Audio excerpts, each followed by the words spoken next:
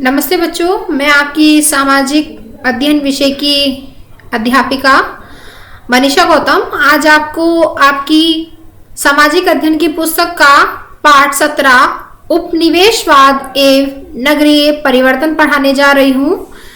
देखिए बच्चों, उपनिवेशवाद एवं नगरीय परिवर्तन। तो सबसे पहले हम थोड़ा सा उपनिवेशवाद के बारे में समझ लेते हैं कि उपनिवेशवाद होता क्या है। उपनिवेशवाद, तो उपनिवेशवाद क्या होता है बच्चों? इसका अर्थ होता है किसी समृद्ध एवं शक्तिशाली राष्ट्र द्वारा अपने विभिन्न हितों को साधने के लिए किसी निर्बल किंतु प्राकृतिक संसाधनों से परिपूर्ण राष्ट्र के विभिन्न संसाधनों का शक्ति के बल पर उपभोग करना।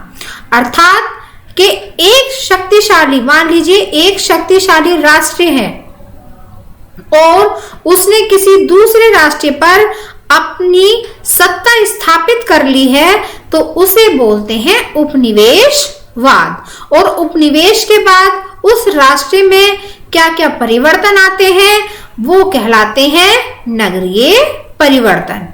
राष्ट्र में क्या परिवर्तन आ रहा है, नगरों में क्या परिवर्तन आ रहा है, तो अब हम इसे पढ़ने जा रहे हैं। तो सभी बच्चे अपनी बुक खोलेंगे और मेरे साथ साथ रीडिंग करेंगे और ध्यान पूर्वक इस पाठ को अच्छे से समझेंगे भी। ठीक है बच्चों, नगरीकरण की प्रक्रिया तब प्रारंभ होती है जब किसी नगर की स्थापना होती है तथा वह प्रसिद्ध होता है। इसके विपरीत नगरीकरण की प्रक्रिया तब प्रारंभ होती है तब कोई महत्वपूर्ण नगर की आभा तथा महत्व क्षीण हो जाता है। तो नगरीकरण किसे कहते हैं? नगरीकरण कहते हैं जब नगर की बसने की प्रक्रिया शुरू होती है। और अनगरीकरण किसे कहते हैं? जब धीरे धीरे नगर पतन की ओर होता है, उसका महत्व कम होता चला जाता है और उसकी जो सारी विशेषताएं हैं वो धीरे क्षीण होती चली जाती है, यानी कि समाप्त होती चली जाती हैं। किसी नए नगर की स्थापना के पीछे बहुत से कारण हो सकते हैं। इसी प्रकार एक विद्यमान नगर का महत्व भी कई कारणों से धूमिल हो सकता है। किसी नगर की विशेषता में परिवर्तन का महत्वपूर्ण कारण राजनीतिक तथा व्यावसायिक होता है। तो इसके दो कारण होते हैं, या तो फिर राजनीतिक या व्यावसायिक। तो पढ़ते हैं बच्चों आगे। इंग्लैंड में औद्योगिक क्रांति लगभग उसी समय प्रारंभ हुई जिस समय ब्रिटेन ने भारत में उपनिवेश स्थापित करना प्रारंभ किया।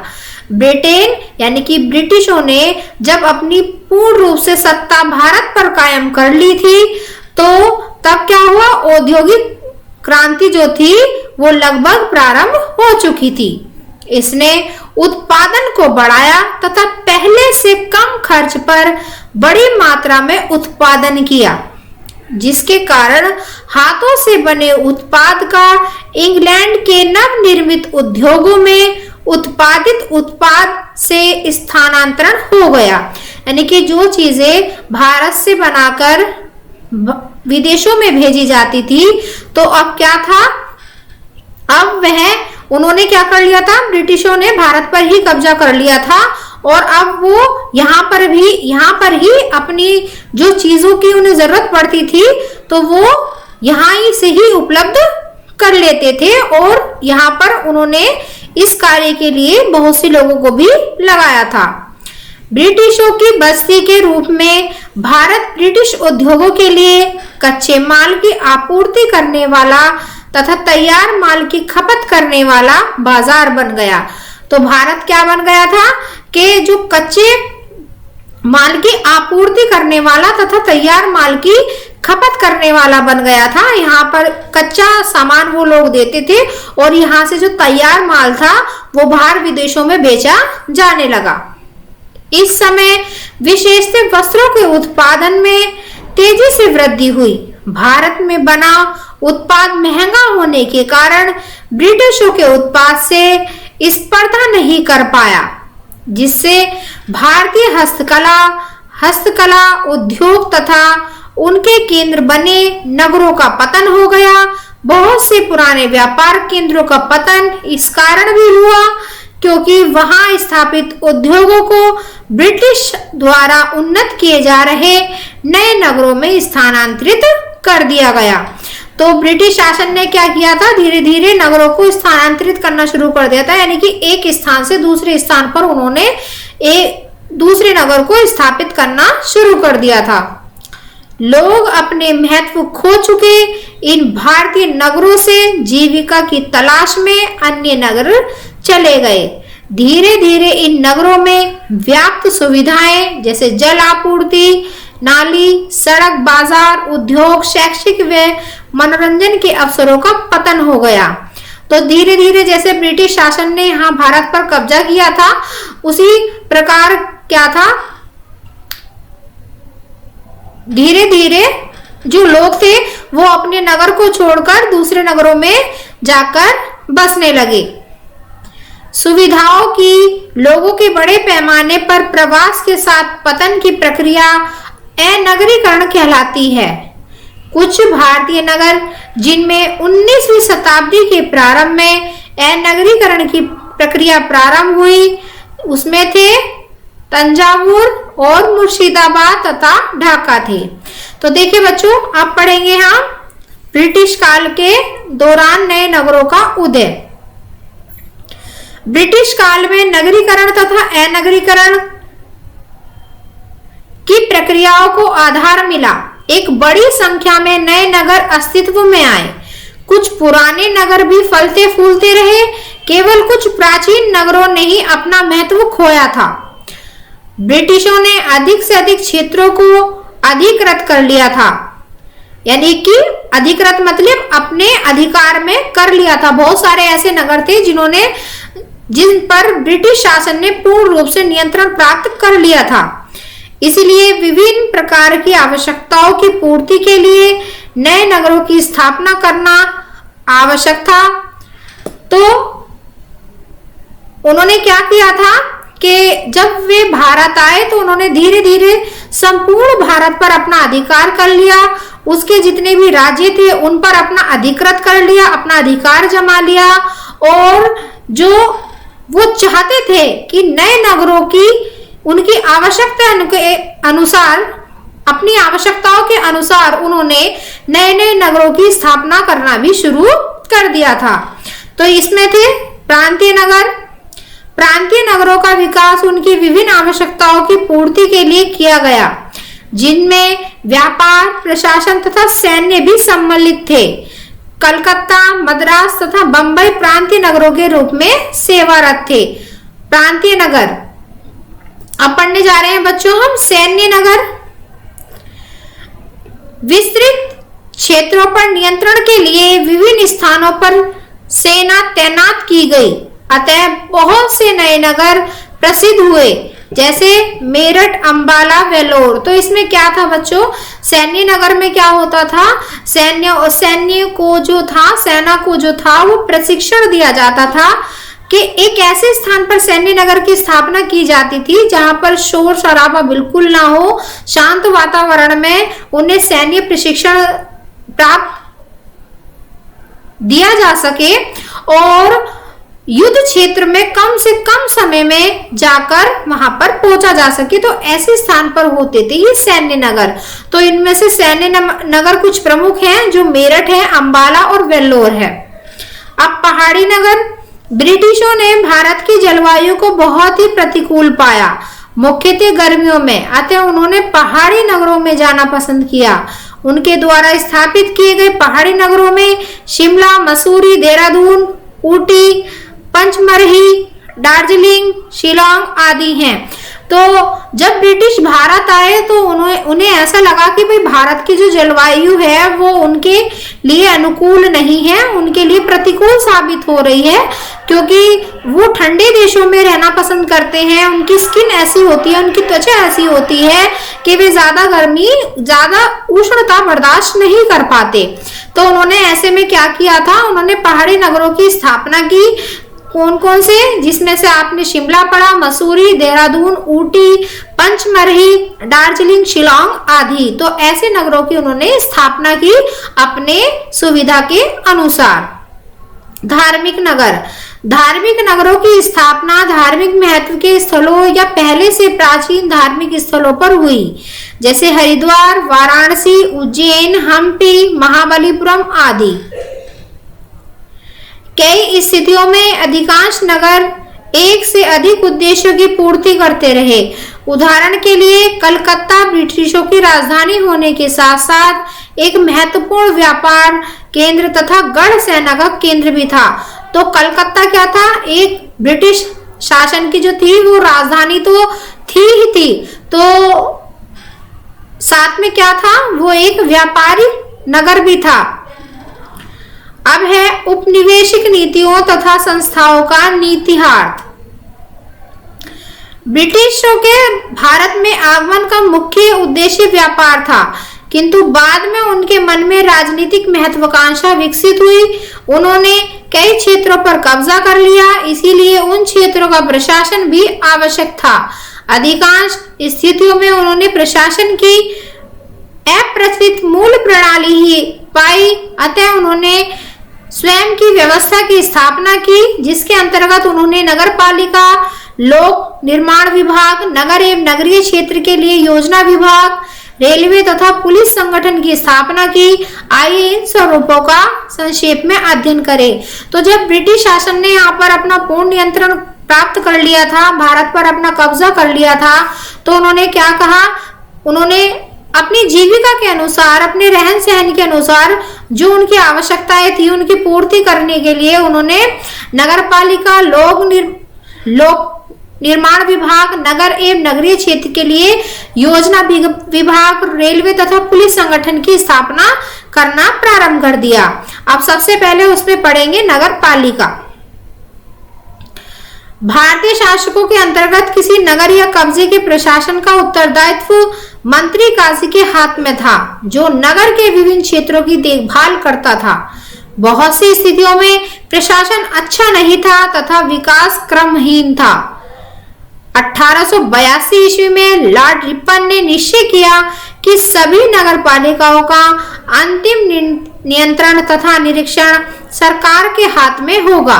तो देखिए बच्चों, नगर पालिका का कार्य क्या होता है, नगर पालिका का कार्य होता है अच्छी तरह से सड़कों का निर्माण कराना, अस्पतालों की सुविधाएं उपलब्ध कराना और जन्म तथा मृत्यु प्रमाण पत्र भी जो है वो हमें नगर पालिका के माध्यम से ही मिलता है।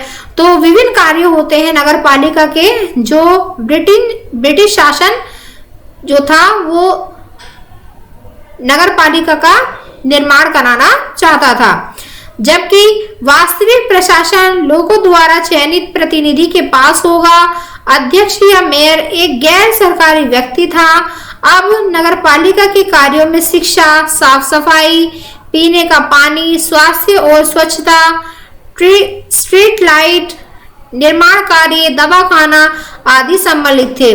तो कौन कौन से कार्य थे नगर पालिका के अंतर्गत? नगर पालिका के अंतर्गत थे यानी कि स्वच्छ, जो साफ पानी था उसे लोगों को उपलब्ध कराना, स्वास्थ्य और स्वच्छता से संबंधित सारे कार्यों को देखना और निर्माण कार्य कराना, सड़कों का निर्माण कराना और दवाखाने बनवाना आदि कार्य नगर पालिका के अंतर्गत होते हैं, जो लोगों के हितों में ही कार्य करती है। इस प्रकार लॉर्ड रिपन को नगर पालिका में स्थानीय सरकार प्रारंभ करने का श्रेय दिया जाता है। प्रारंभ में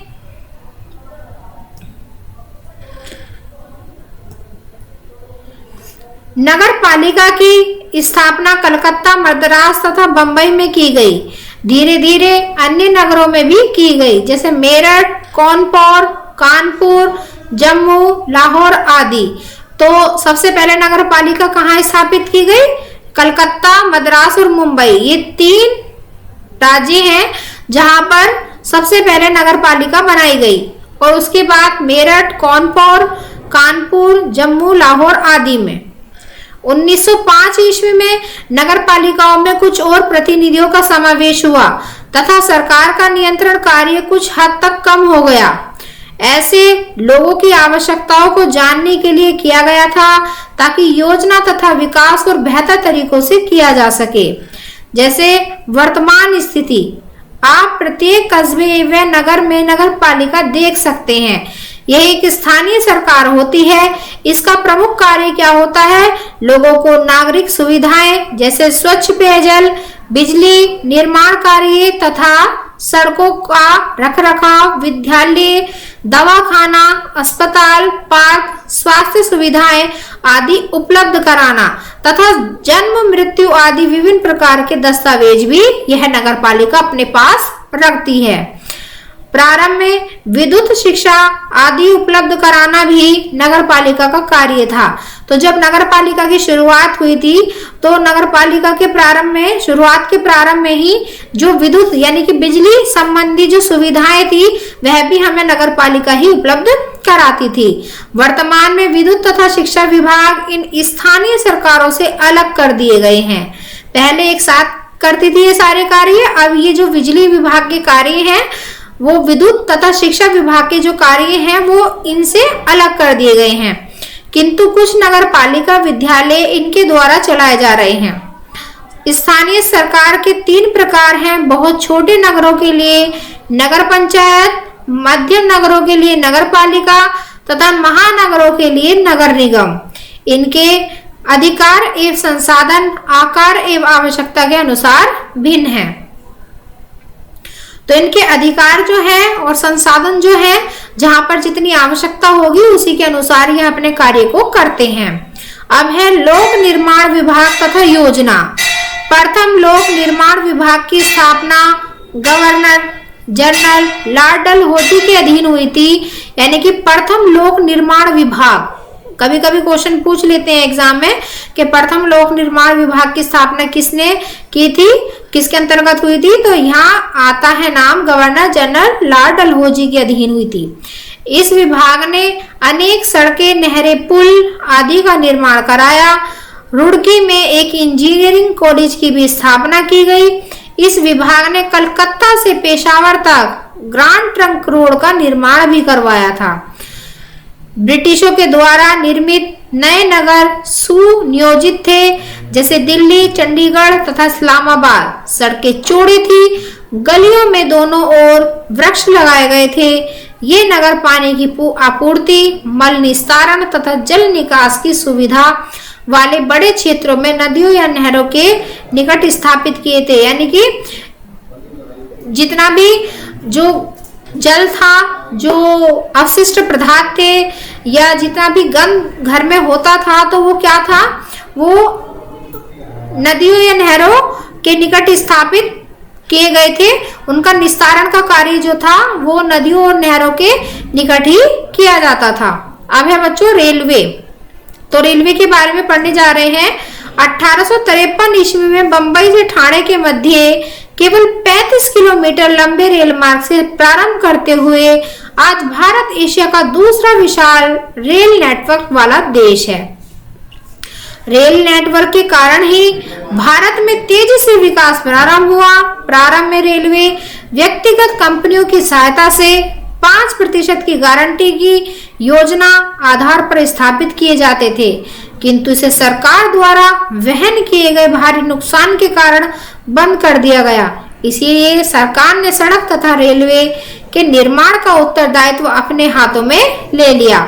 20वीं शताब्दी के प्रारंभ में लगभग 36,000 मील रेलवे की स्थापना की गई। तो इसका जो कार्य था वो पूर्ण रूप से सरकार के हाथ में चला गया था और अब सरकार ही इन सभी कार्यों को कराने लग गई थी। इस सुविधा का उपयोग बड़ी संख्या में ब्रिटिशों तथा भारतीय द्वारा किया जा रहा था, जिसके कारण इसका बजट बहुत बड़ा बन गया। अतः 1925 ईस्वी से इसका बजट अलग कर दिया गया। रेलवे नेटवर्क के अग्रिम विकास का प्रमाण सरकार द्वारा रेल विकास तथा संचालन की देखभाल करने के लिए रेलवे बोर्ड की स्थापना की गई। रेलवे नेटवर्क व्यक्ति तथा वस्तुओं को एक स्थान से दूसरे स्थान पर ले जाने तथा आने जाने वाला यातायात बन गया। तो रेलवे ने अपनी क्या भूमिका निभाई थी? रेलवे ने एक जो व्यक्ति का अधिक समय लगता था, तो अब वह समय कम हो गया था एक स्थान से दूसरे स्थान पर जाने के लिए। और रेलवे की सबसे बड़ी भूमिका यहाँ भी रही कि इससे जो था वो व्यापार करना सरल हो गया था, कि वो एक राज्य से